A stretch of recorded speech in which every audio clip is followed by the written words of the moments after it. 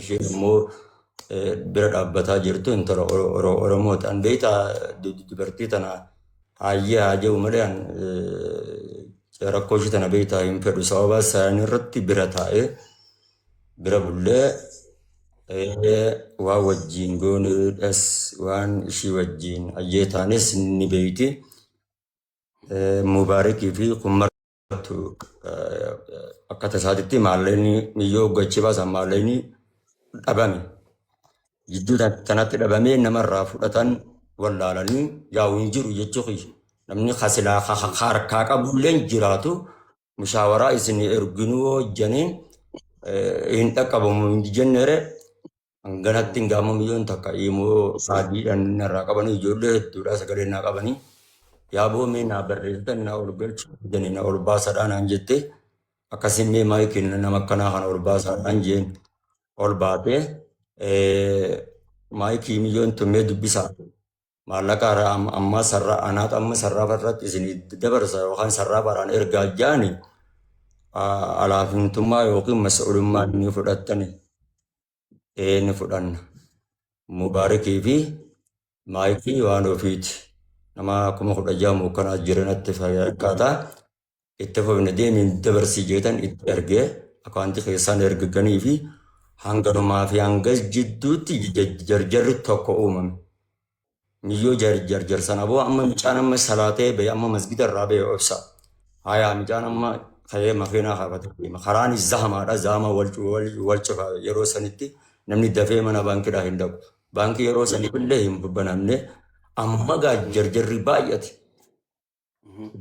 Maali isa darasaan ta'een kiddumuu maali amma bayaan boodeen qaanfadde gaan silkii cufadheetan ka'ee miyyee dabale. Yaa ustaa darbumaa jaannu qobsa.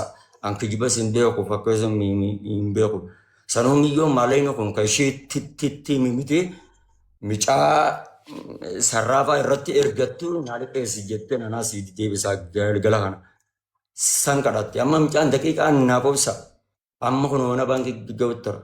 Amma gaa tokko daqiiqaa sanni eene. Amma jarjarra siin nutti qimu amma bayaan dhiifnu. Haya amma waa jechaa waa jedhuun kun baay'ee miyyoon aartee gabbaata ka'een keessaa daawwaleef yaam yoo rabbumaa jedhi mee namticha ammaa akkana nu goota jedhin silkii sanaa kan nu dubbisi waatsaappiin ittiin daawwalee na jalaan kaafne akkasittan amma ishee ol yaamnee amma mana baankii taraa eeggadhe ta'ee maata qashonaa qobsaadhaa jeen jaan maayillee nagaa jirti hayyee mee ni obsanaafi. Bodarra abdii kutatanii biyyoota akka hikmaa ta'een beeknee isheen hin beekti jiddan jira yookiin maallaqa kanaas ni erga lakkiin obsa maallee ni bakka lamatti yoo dabre hasaaraadha. Hasaaraan nu eeggata obsaa micaanis dabre hanganamatti miyyoo risiitii irratti argite. Amma gammachuu keessa waan ijoo wallaadha akka malee gammadee. Akka malee gammadeetan kunoo micaa risiitii fudhatee kote micaan. Micaan edaa amma risiitii erganii maallaqa naqaniif kun edaa bakka miyyoon itti deemtu sanuu hin geenye. Afaanumaan nu jarjarse malee. Hayya yoom miyyoo achi geessitare zuurii booda koottaan nutti. Zuurii boodas dubbiin ni jirjirame gaa baay'inni keenya galgala kana maayikii baay'inni keenya galgala kana hin dagatinii akkam goonaa innee laayipii walitti ergannee yeroo walitti erganu yaa maayikii kun ogaa miyyoon nu gaafatte arra waadan akka hin diigamne yaa miyyoo. Muhammad baan an akka maayikii akka boode waliin lolla garaagara akkasillee hin raggatne. Amma dhugumaa yoon baru gargara dhufuu baadhee anuma raggatta. Silaan baru gargara hin dhufu naan jette. Ammallee an waadan diigamna nan raggata. Achirratti hanga baru gargaraa san nama 30 ta'a. Baabaan ishee riyaad anaa galcha. Hayyee nama wajjin kunna bilbila ka'ee waatsaappii itti erge silkiin jalaa kaasuu didenninis. Wayii kun beekee hoggasamu osoo namni 30 sun hin dabre yaa maayikii maallaqa kanatti nu dabra. Zim hin bullee hin bariine. Mee amma gara maallaqaatti haa deemnu jedhu. Namooti zim janiitu haasawatti seenan.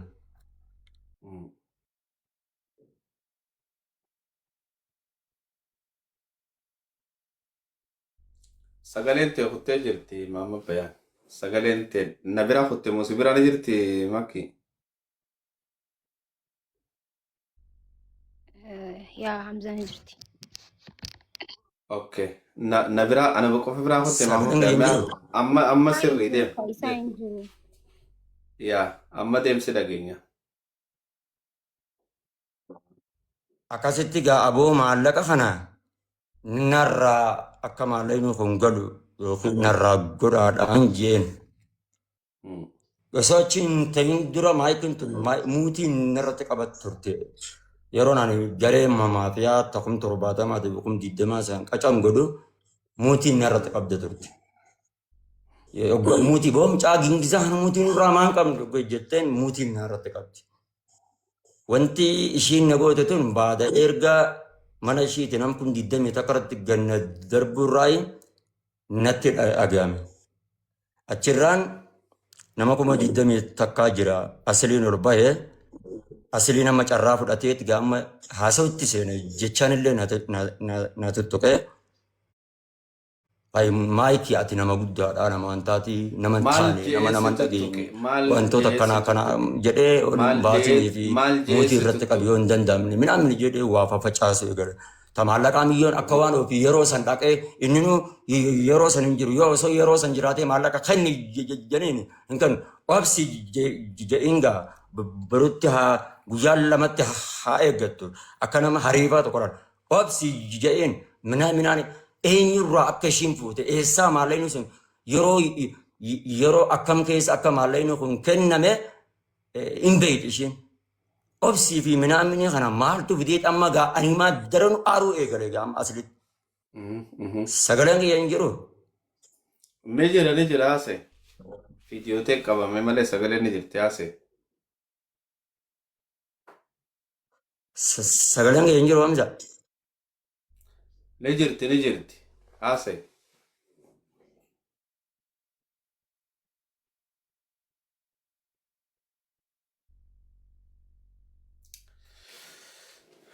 Obboleeyyan maal jeesiisitti tuqee maati maayikii ati nama iju nama lallabu nama minaamin maal eenyu namni lallabu anumaa mitire kayyis anumaa mitire eenyu kanuma gaa hanganaan jechaan akkana nama tutuquun gaarii miti achirratti maallaqni yoo maallaqa taate tamu amma bayaan maallaqa yoo taate milyoon haa obsitu haati maallaqa as jala jeerti obsi ja'anii milyoon ammoo eessaa akka ishiin fuute akka nuti baay'ilama walitti qabanne quban qabu Hamzaan maallaqni akka eenyu asliin maallaqni akka eedana kennamutti mas'ulummaan fudhatamti waan ta'eef achirratti gaasiboo ani yeroo isa waniin aareef halkan silaa baay'ilama itti qabanne isaa mubaarak musammaa dawallaa nanna jala deemi maayikii gaafadhu naan jedhe haadha faatee gaafannaan deemi.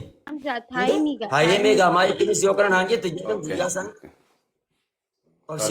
yeroo san dubbise waggaa nan fudhadha waggaa asliin haasee fixuun carraa banadde maayikii mee carraa naaf kenna naa kennuma didan maayikii naa kennaa ni naasawa waan waa'ee maallaqa haasa'u seenu an kanuma ganna darbe beeku achi dura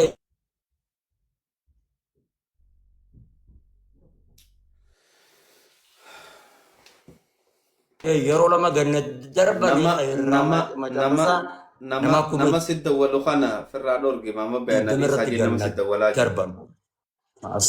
Nama sidda walaa jiru kana narraa dhiisaa jeen.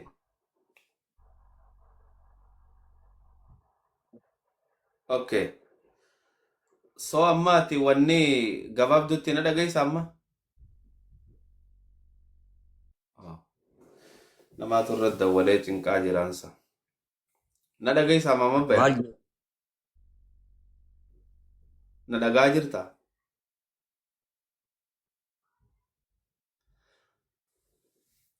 Okay. Koi.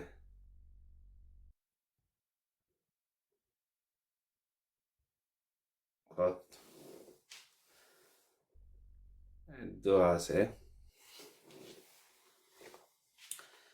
Makki wanni inni himu wanni inni haasawaa jiru kuni haadha faatee bira dheenaan deemaakii bira dhaqee mubaarak bira dheenaan deemaakii bira dhaqinaan jaanii Gaafa maakii bira dhufu maakiin miutii narratti qabdee na daddarbanii ganna darbanii jechuu wanni inni jechaa jiru kun dhugaadha.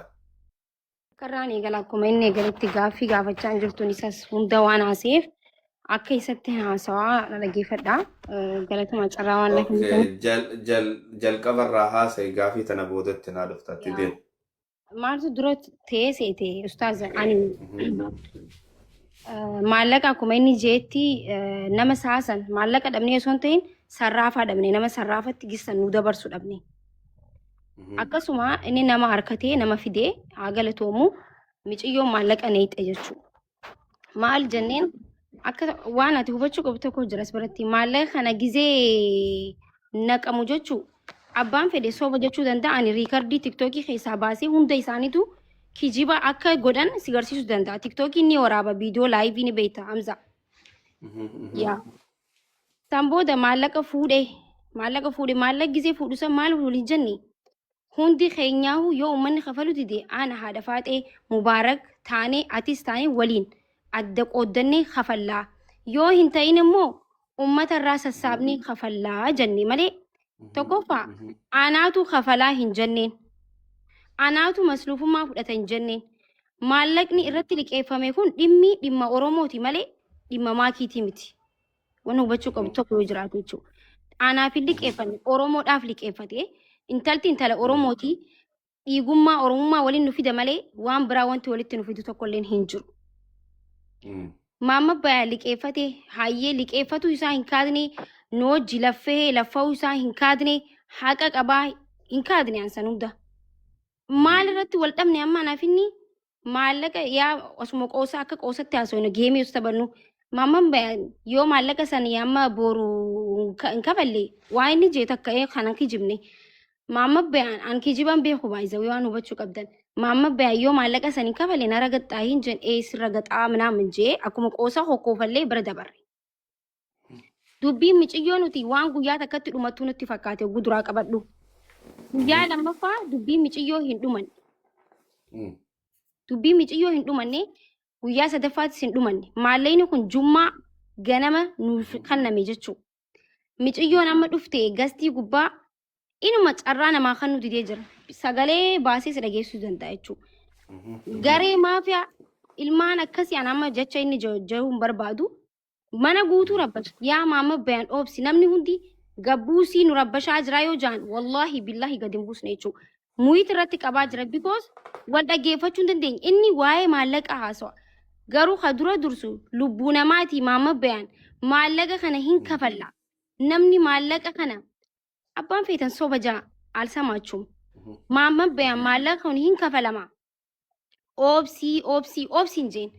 Minam nagar dhagahuu dide Hamza wanta ka dhagahuu dide muwayit kaafata garee maafiyaa maallaqa kana akkas godha maallaqa kana fida oobsi maamma bayaa maallaqa hin kafallaa oobsi jeetin dadhabee jechuu gastii gubbarratti si galee san booda muyit irratti qabe miciyyoon achi ofiin ajjeesxeetti waa'ee maallaqaa haasoo irra deebisee maamma bayaa maallaqa hin kafallaa daqiiqaa takkaaf miciyyoo lubbuu namaatu dursaa oobsi yennaan arraba nu arrabse jechuun ilmaan akkasii jeeti Aleeks Taayyooj wal arrabse jechuumatti niin callise. Ammas deebee wallahi warri sobee ittan an rabbittiin amana waan ta'eef viidiyoo amma keessaa baasee laayifii wallahi Hamza si dhageessuu danda'a. Ragaaniin deema kijibaan hin deemu. Ragaa haa fidatu inni jechuudha. Karabbashuu ture mana guutuu isa ture jechuudha. Inni nu jee muyuutiin irra qabdii gizeen anaa haasa'u ture muyuutiin irra qabdii jee. Inni nu bardubbate amma. Because amma nuti maallaqa kanaa kafuune lubbuu miciyyoo sanii oolchuufi miti. Eegaa lubbuu miciyyoo saniitu oolchuufi miciyyoon achi booyaa jiru. Hamza sagaleen kiyya hin jiru amma. Amma ni jira miyut godhadhu viidiyoo banadhu taa'e miyut godhadhu. Miciyyoon of ajjeesuuf akkasii iyyiti. Saba kiyyan bakka itti dhaaberraa fi xaddaga Hamza. Eegalte itti deebita. Itti deebita. Miciyyoon of ajjeesaa jirti. San booda maal jennee dhugaa uummatan jeen. Maamma bayaan kunis meedhii isaadha haqa qabaan jee si galee garuu inni na dhagahuu didee bakka lolee miciyyo maallaqa namaa kafala maallaqa namaa jaa maallaqa namni didee hin jiru maallaqa tokko faanaaf hin kanine akkaawuntii xiyyaratti hin galchine dhimma Oromootiif ta'e osuma ta'u ummata Oromoo maallaqa kafala jechuu qaba malee maakii maallaqa kafali. Maallaqa kafali.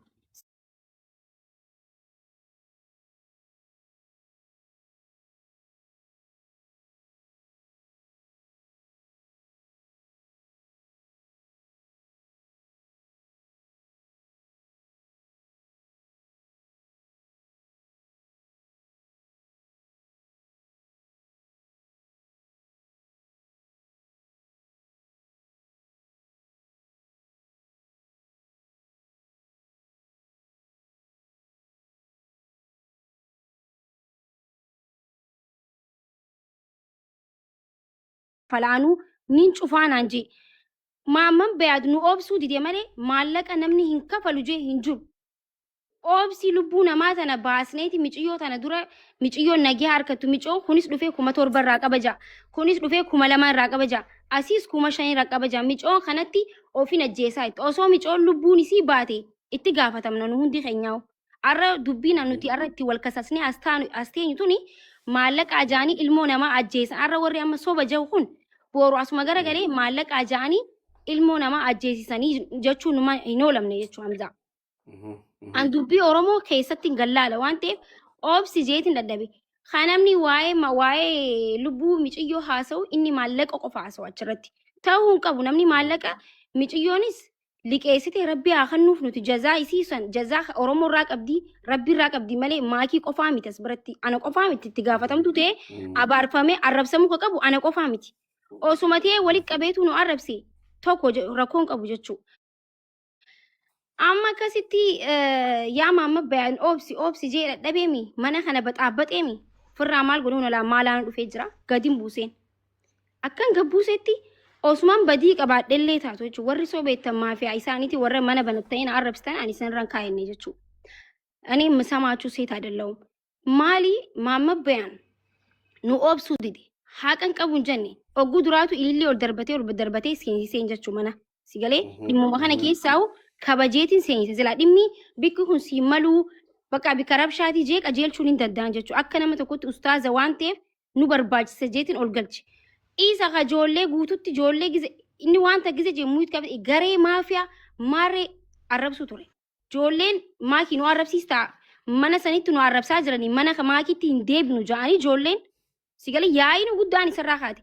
Mana maakiitti hin deebinu ja'anii mana mubaarak bansiisan maakii nu arrabsiisaa jirti ja'anii jechuudha. Yoon sobee it's okay ani viidiyoon ni jirti fiduu danda'a. Dhaqee mana banatee osumaan balleessee jiraadheewu ani jaartii namaati Hamzaati hin jirtaa dhufee maakiin akkana na goote akkana na balleessite akkas na goote jee sitti himachuu ni danda'a. Ustaazota baay'eetu jira ulamaa'ee hedduu jira beektoota hedduutu jira jechuudha. Duriyyee walitti qabatee duriyyee assamaarree warra takkaa qaama dhiqatee hin beekne re'ee hunda walitti qabatee haadha tiyya na arrabsaa oolan obboleessa kiyya xiqqaa ka'ummaan tiyya araasii jirtu ummaan tiyya deessee jechuu ilmoo dhaltee ilmoo xiqqishoo hunda rabbi shafaa haa godhu jaanii arrabsu turan sigalee kana hunda isaa assamaarree jechuu sigalee miti warra baalagee hunda ol galchee na arrabsuu ture sagalee isaa si dhageessaan mallee Hamza namni sheekaa tokko osuma waan fedheewu balleessee jechuu waan fedheewu haa balleessu namni akkamitti akkanatti nama arrabsa dhaggeeffadhu Hamza.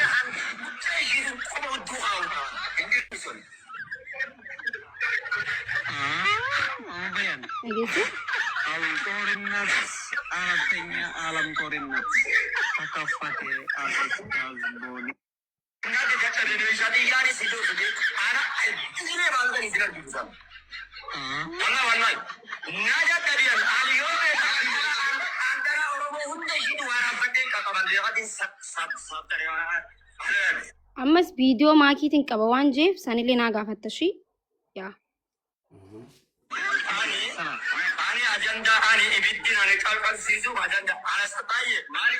Duriyyoota ol galfatee duriyyoota argitee duriyyoota na balleessuudhaaf ta'e hunda ol galfatee akkas jechuudha. As biratti tanas fudhadhu jechuudha.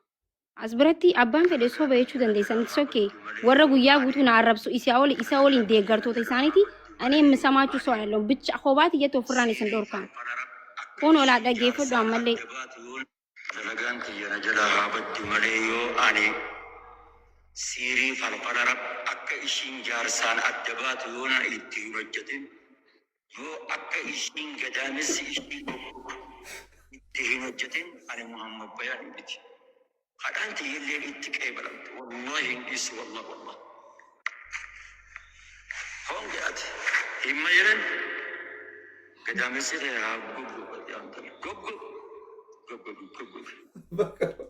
No, Hamza, miti. Wallahi, amma gareen inni jaarrate. Garee jaarrateeti baay'izawee. Ani nama garee jaarratu miti. Ani nama rabbii tokkichatti haqa qabadhee nama deemu. Wallahi, wabillahi, shirri isin dareedanii sumatti deebi'a. Kaleessas dheengaddas anuma kuffisuuf deemta waan ta'eef, wallahi, eebba ummaati yaa waan hin qabuuf nama kufuu miti. Obboleessa kiyya xiqqaa. Dhalagee Hamza, no. Obboleessa kiyya xiqqaa amma dalagee hunda arrabsuu turan. Maallaqa kana hin fixanne na obsi Hamza. Maallaqa kana maakii irratti galchitee jeen. Akkaawuntii maakii irratti galchitee tokko hafidu lam maakiin anaan masruufummaa fudhate jettee naa gaafadhu. Waliin kafalla jechuun uummata Oromooti waliin kafalla. Dhimma Oromooti malee dhimma maakii addatti feesbuuka irratti deemee jiru ani jaartii namaati waan inni na galabbatee kun akkana na poosta na godhe laal. Qincaamtitti wasaktitti. Gastiiraan darbitaa jee na poosta na godhe. Amma gastiiraan darbitaadha. Maallaqas ta'u kafalamee jiraaf namni tokko mucaan Oromoo tokko kafalee jiraaf natti fakkaata. Erga san boodallee hin dhaabne. Erga dubbii maallaqaatillee ta'e garee yoo saama garee waan qabuuf malee osoo dubbii maallaqaa qofaa ta'e kaleessa na abaaraan ooluu jechuudha. Gastii xiyyarraa gad darbuu moo abbaan fedhe yoo seera manaa cabsee gad darbuun hin danda'a. Ol kaasuus hin danda'a. Kun kabajaawwan wal ilaallatu miti. Sigalee Hamza kabajawwan wali ilaallatu miti. Kabajaan tabraati rabbashaa jira gabbuuse. Yoon gabbuuse balleessi yoon badii qabaadhe badiiti ya deemee nama gaafa namni coontuun akkana na goote akkana na balleessi jechuu qaba malee mana banatee anaat akkasi godhe anaas asiinsi godhe namni Sheek Bayaan jedhamu namni maqaa ustaazaa qabatee osoon balleesse inni na dhaluu danda'a jechuudha. Dhugaan isinitti hima jechuudha. Anaaf abbattis obboleessattis na ooluu danda'a. Sheeka jechuun ustaaza jechuun barsiisaa jechuudha. Osoo naan dogongoree jiraadhellee na gorsuu waan kun sirrii miti akkana na goote mucoontuun jee isinitti hime na gorsfachuu hin dandeessan. Ayyoon balleessillee nama gorsa namaa dhaga'u. Akkasiin si godhe asiin si baate jechuun suni nama maqaa ustaazarraa akkamitti ilaalama. Ani intala duun sirriidha. Na itti hafuufuu kabiraatillee hedduun qabaan waan dhageessu. Abshir. Akkasumatti mi'uut naa godhadhu makki. Amma Bayaan. Fixattee jirti. Inni egaa. Mee poointii guddoon ati maakirraa himattu takka ta maallaqaati ta lamadaa tootame. Mobaayila kaan hin dhaamsi kasi cinaa jiru kana nurraa dhaamsi. Dhimma biraa irraan qaban Hamza. Mobaayila si cinaa jiru kana dhaamsi maama Bayaan dhaamsi kasi cinaadha. Sagalee si deddeebi'u jira. Dhaabamee bilbilli na ciraa jiru Hamza bilbilaa miti ifaadha. Hamza kana naa gaafadhu laal. Gastiirraa waan si gabbuusteeti moo maallaqa anaatu kafalettee masruufummaa fudhattee arrabsitee ni jee naa gaafadhu please. Abshir. Si dhaga'u jira abshir. Hamza dubbadhu. Dubbadhu itti deemu.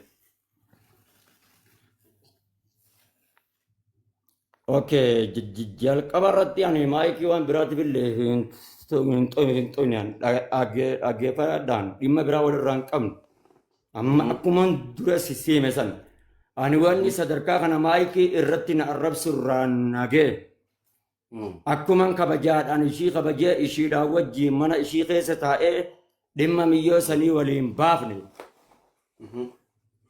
mana ishiititti waadaan galame. Guyyaa itti qabanne galgala kanarratti deebifnatti naa fi maayikiidhaa fi eenyu Mubaarikii fi haadha faateeti. Ani waadaan diine Mubaarik musammatti hin dawwale. Aboo deemii maayikii gaafadhu yemana bansiisi. Ayyee haadha faatetti hin dawwale. Haati faateeti deemii maayikii fi Mubaarik mana bansiisi achitti dhufna achitti wanti dubbatame. Maayikiin turtee laayifii seen. Maarra deebiste see gaafii laayifii seentun obsi gaa. Anaa gaafata obsi. Dhimma obsi. Gaafii ta'e dhageessi. Oyigaa dhimma maallaqaa anaa alaafintummaati jette kana bara. Achirratti maayikii وعدن سنرى مالي وعدا دبر ستني هدرا